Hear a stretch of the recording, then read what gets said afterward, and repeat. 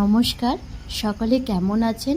আশা করছি সকলে খুব ভালো আছেন আর আমরাও বেশ আছি। মৌসুমি নতুন একটি ব্লগে আপনাদের সবাইকে অনেক অনেক স্বাগত। আজকের ভোরবেলা থেকে প্রায় দেখুন কত সুন্দর ওই সূর্য উঠছে, আর এই ভোরবেলা থেকেই ব্লগটা শুরু করেছি। এখন এই 5:45 বাজে, জানেন তো। আর ভাবলাম আজকের ওই যে বাগান থেকে যে ফুলটা নিয়ে যাই, ওখানে আপনাদের সাথে একটু শেয়ার করি। এই যে এই হলুদ ফুলগুলো না এত সুন্দর লাগে, আর এই বাগানটা জুড়েই অনেকটা জুড়েই কিন্তু এই ফুলের বাগান, আর অনেকেই বেশ ফুলগুলো তুলে নিয়ে যায় এখান থেকে।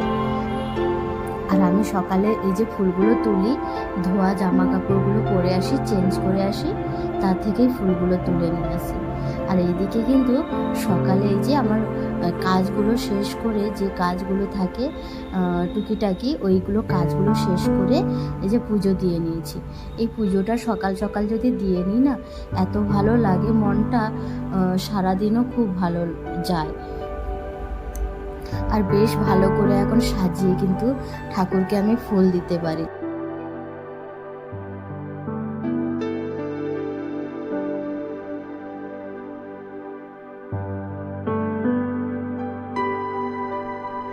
সকালবেলা মোটামুটি পুজোটা কমপ্লিট করে নিয়েছি। তারপরে এই যে টিফিন বানাতে এলাম। দুজনের এখন টিফিন বানাবো। ওই কালকে একটু যে আমি ওটস খেয়েছিলাম স্মুথি, ওইটা একটু বেশি হয়ে গেছিলো, তাই ওটসের ওই ওটস ভেজানোটা রেখে দিয়েছিলাম একটু। তারপরে আজকে কি করলাম না, সকালবেলা আর একটু দুধ দিয়ে ভিজিয়ে রেখেছিলাম। তারপরে এখন ওই যে একটু লঙ্কা কুচি, পেঁয়াজ কুচি, আর ওই যে ডিম ফাটিয়ে দেব, দুটো ডিম ফাটিয়ে দিয়ে দেবো ওতে। ডিমটা ফাটিয়ে ভালো করে ফেটিয়ে নেব এই পুরো মিশ্রণটাকে।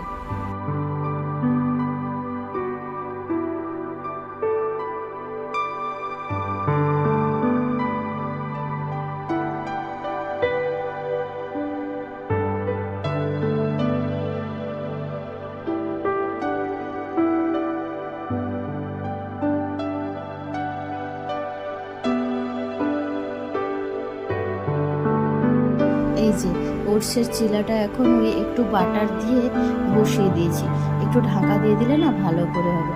এই যে ও তুলতে গিয়ে কিন্তু ভেঙে গেছে, মানে দু ফাঁক হয়ে গেছে আর কি, একটু না পাতলা হয়ে গেছিলো, ওই জন্যই এরকম হয়ে গেছে। নাহলে একটু শক্ত করে বানালে না বেশ চিলাটা উঠতো ভালো করে। আর তারপরে কিন্তু ওকে দিয়ে ও তো খেয়ে চলে গেছে। তারপরে আমি ওই যে ওটস আর ডিমটাকে ওই ভুজিয়া বানিয়ে নিয়েছি একসঙ্গে, আর চিলা আর হয়নি, ওই ভুজিয়ার মতন হয়ে গেছে। ওই যে এইদিকে আমি এখন চেয়ার নিয়ে একটু বসেছি, এখানে খাবো। আর ও কিন্তু এই বেরিয়ে গেল অফিসে যাওয়ার জন্য। এই যে ওখানেই দাঁড়িয়ে আছে, ওর গাড়িটা আসবে তারপরে ও যাবে। আর এখান থেকেই আমি কিন্তু প্রতিদিন ও যাওয়ার সময় কিন্তু দাঁড়িয়ে থাকি, আর ও ওখানে দাঁড়িয়ে থাকে। যখন গাড়িটা আসে ও চলে যায়, তখন আমি রুমে ঢুকে যাই। আর এখন বসে বসে আমি খাচ্ছি, দারুণ লাগছে কিন্তু খেতে, খুব একটা খারাপ কিন্তু হয়নি। যাই হোক, সকালে তো খাবার দাবার হলো, আর এইদিকে দুপুরে খাবারের জন্য রেডি করছি। ওই যে আলু ফুলকপি ভেজেছি, আর এখানে মশলা ওই শুকনো লঙ্কা, পেঁয়াজ, রসুন, আদা, এগুলো সব দিয়ে একটা পেস্ট বানিয়েছি। আর এইদিকে এই যে মাছটা, সামুদ্রিক মাছ, জানেন তো, ওই মাছটা ফুলকপি আলু দিয়ে ঝোল করবো একটু।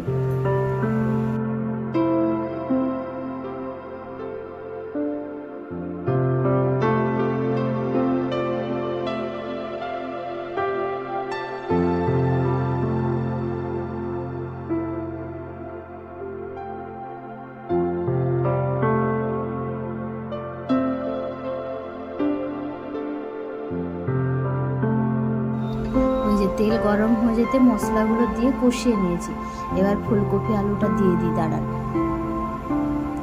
ফুলকপি আলুটা আগে থেকে ভেজে রেখেছিলাম, আর ফুলকপিটা আলাদা ভেজেছিলাম, আর একটু আলুটাও আলাদা ভেজেছি। নাহলে না ওই ফুলকপি আলু যদি একসঙ্গে ভাজতে দিতাম, ওই সেদ্ধ সেদ্ধ মতন হয়ে যেত, তাই আলাদা আলাদা করে ভেজে রেখেছিলাম। আজকে আর কোনো গুঁড়ো মশলা দেবো না, শুধু ওই নুন হলুদটা তো দিয়েছি স্বাদ মতন। আর এদিকে জলটা দিয়ে দেবো এখন। আজকে ওই যে বাটা মশলা দিয়েই শুধু রান্না করব, গুঁড়ো মশলা কোনো কিছু দেবো না। দাঁড়ান জলটা দিয়ে দিই, তারপরে ওই একটু ফুটে গেলে, সবই তো সবজিগুলো তো ভাজা আছে, মানে ফুলকপি আলু, বেশিক্ষণ টাইম লাগবে না। জলটা দিয়ে দিয়েছি, এবার একটু ঢাকিয়ে দিলে তারপরে সেদ্ধটা হয়ে যাবে ভালো করে।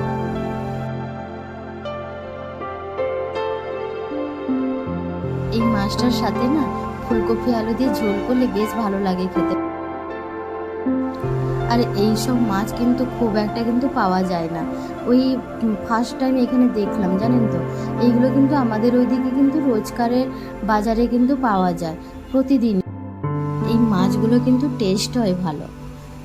মাছটা দিয়ে ভালো করে একটু ওই ঝোলের সাথে মিশিয়ে নিচ্ছি, একটু ফুটে গেলেই হয়ে যাবে।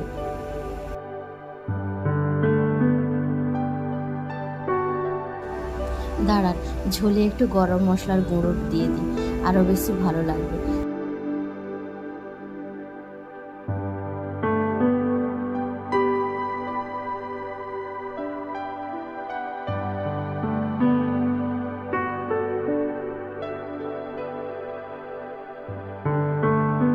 গরম মশলাটা ভালো করে ঝোলের সাথে মিশিয়ে নিয়েছি, আর বেশিক্ষণ ফোটাবো না, এবার নামিয়ে নেব।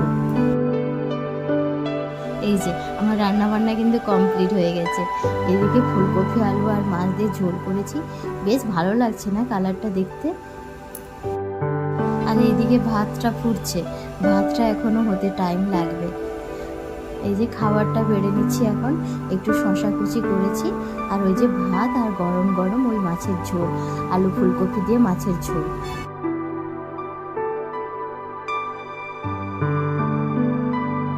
আর পাতে একটু নিয়েছি ওই কুমড়োর ঘন্ট, এটা না কালকে হয়েছিল, ওইটা একটু ফ্রিজে ছিল, আমি একটু নিয়েছি, আর ও রাতে এসে খাবে, তাই ওর জন্য একটু রেখেছি। তারপরে ওই যে খাওয়া দাওয়া শেষ করে গ্যাসটা মুছে নিচ্ছি। গ্যাসটা এত অপরিষ্কার হয়ে যায় তেলের চিটে, প্রতিদিনই একটু রান্না করার শেষে মুছে নিলে না বেশ ভালো হয়।